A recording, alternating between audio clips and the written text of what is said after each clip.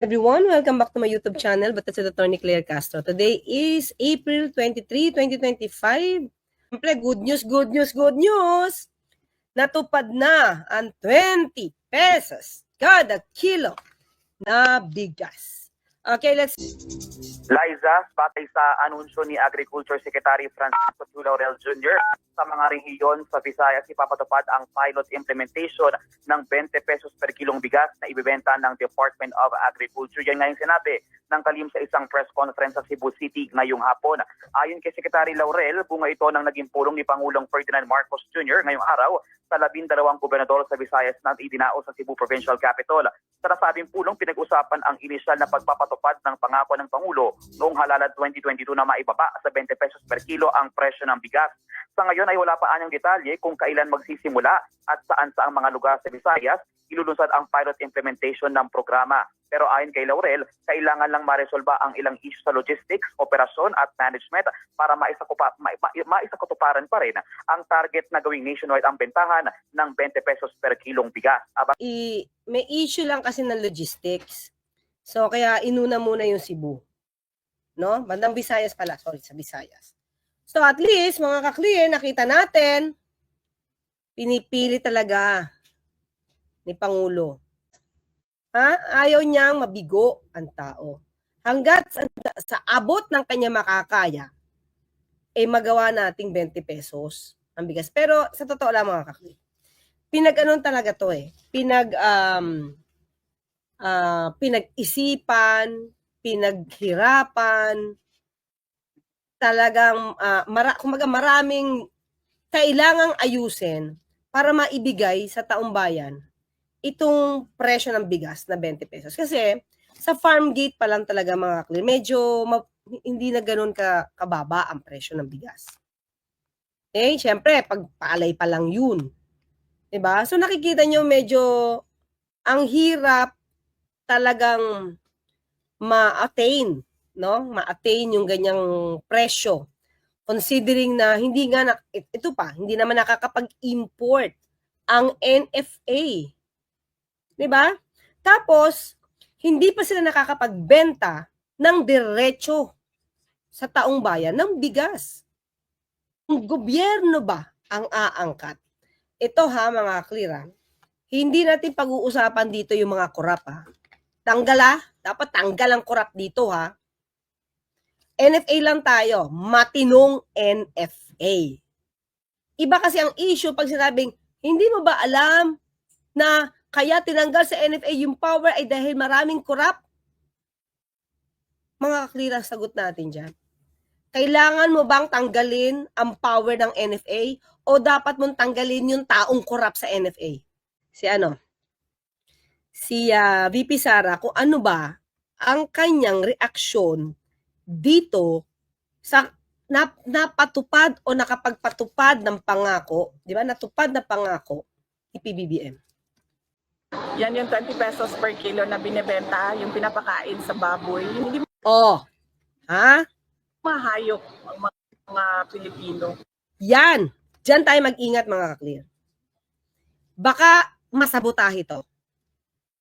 Baka may magpanggap na DDS na bumili ng bigas tapos papakita, pangit yung bigas. Be careful with that. Kasi, nagsalita na siya na ito'y pagkain lang sa hayop. Alam niyo naman, pag nagsalita yan, echo chamber yan. Ibig sabihin parang, dito kayo gumawi. Sa tandaan niyo mga kaklira, dito pa lang tayo magsasabi na, hindi pa to binebenta Wala pa nabebenta ang bigas kasi gagawa pa lang ng guidelines. So, tignan nyo yung mga DDS, mga fake news peddlers.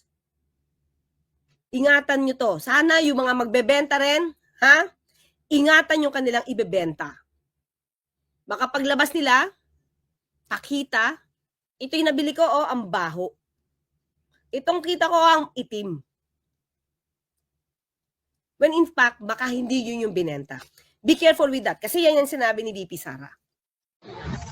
Duda rin ng bise, tila may bahid politika ang pangakong ito dahil sa nalalapit na eleksyon. Promise na naman yan sa mga tao na alam mong para lang sa eleksyon at para lang sa kanilang mga senators. Ito naman mga ka-clear. Natatandaan nyo, kamakailan lang, lagi yung sinasabi, dapat merong trust, merong accountability, may transparency, tuparin yung 20 pesos na bigas. Nung tinupad, at wala na silang masabi dahil natupad, ngayon pamumuliti ka? I mean, hindi ba? Hindi ba sour graping ang dating dito ni VP Sara? Wala na silang masabi kasi ginagawa ng pamahalaan ng gobyerno ni Pangulo yun dapat gawin para sa taong bayan. Pero bakit ka sad? Di pala sad. Bakit ka mad? Pinalitan ko lang. Bakit ka mad? Ano sabi na mumuliti ka? Politiko nga. Ang presidente, politiko lahat kayo. So yung ginagawa mong pagpapa-interview dyan at pangbabatikos sa magandang ginagawa ng pamahalaan at ng Pangulo, pamumuliti ka rin. Diba?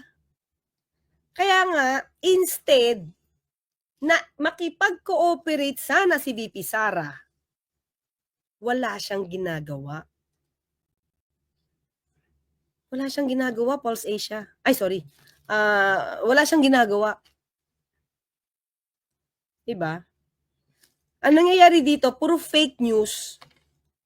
Tapos ngayon, yung ibang tao, mabubudol ng mga fake news na pinapakalat nila. Tingnan mo to.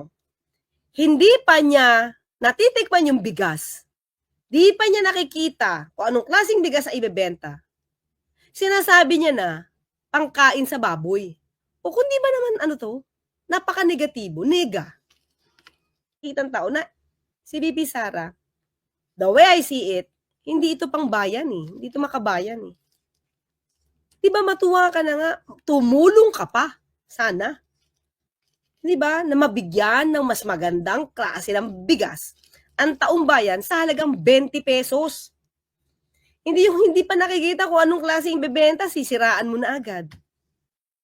Pinabulaan na naman ng mga gobernador na dumalo sa closed-door meeting na may halong politika ang programa. It's always good when a promise is fulfilled. So, it's always good if promise is fulfilled. And here we are seeing the president really trying his best that a campaign promise will be fulfilled.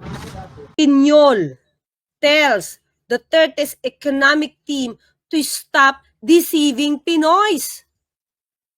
Rice prices did not drop by 7 pesos per kilo. Ayan ha. O, politico.com. Politico to ha. That's November 29, 2021. O. Ha? Former Agricultura Secretary Manny Piñol is pushing for changes. Gusto niya mabago, for changes to the rice tarification law after measures only brought hardship to both farmers and consumers. Alam niyo, may mga nagko-content sa akin, ba't yung sinisisi kay Senator Villar ang pagtaas ng bigas? Hindi ko sinisisi, never ko sinisi. Ang sinabi ko lang, mga ka-clear, sana yung mga iba nagko-content, makinig-kinig din muna sa sinabi natin sa press briefing. Ang sinabi ko, gusto ng gobyerno, ng pamahalaan, ng DA, ng Pangulo, na magkaroon ng provision na mabigyan ulit ng power yung NFA. Para kahit papaano makakuha tayo ng murang bigas, government to government, tapos yung NFA makakapagbenta ng diretso sa tao, di ba? Kayang ihagil yung presyo ng bigas kung government to government. At wala nang kikitain dito unlike yung importer, di ba? Private companies, private sector, may kita yan. Alam ko, di ba, Visayas yung una. Ang issue na lang ngayon is logistics, kung paano siguro mapapapunta sa Manila and everywhere in the country. So, let's pray. All of us, let's pray na sana magtuloy-tuloy ito. Sana walang manabotahe, di ba? Walang magawa ng fake news, di ba? Dapat happy tayo na natutupad ng gobyerno yung pangako nila sa taong bayan. Dapat ganon.